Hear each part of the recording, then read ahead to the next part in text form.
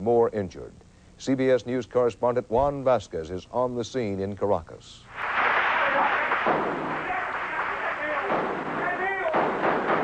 Scattered firefights were still raging in sections of the capital today.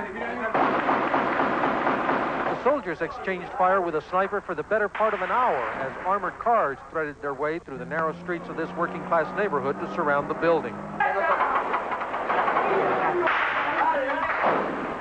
The beleaguered government of Venezuela, shocked by the fury of this week's riots, brought an additional 9 infantry battalions into Caracas to gain the upper hand, but sporadic fighting continued in some areas. Even under the state of siege, there were a few outbreaks of vandalism, too. This mob was so brazen they looted a grocery store while police stood by and watched helplessly. Hundreds of store owners have been wiped out.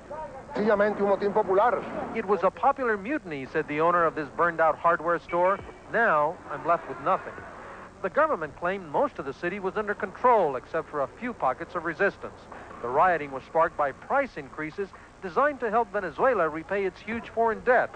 But the price of austerity has been political chaos. The rioters are sending a message to Washington as well.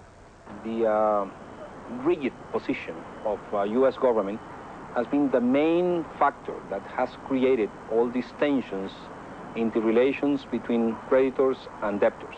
As President Perez said yesterday, these measures are the measures of the government of Venezuela and not the measures imposed from abroad.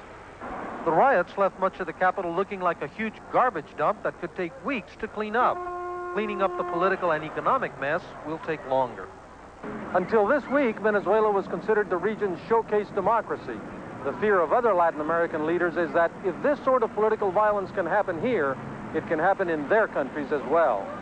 Juan Vasquez, CBS News, Caracas.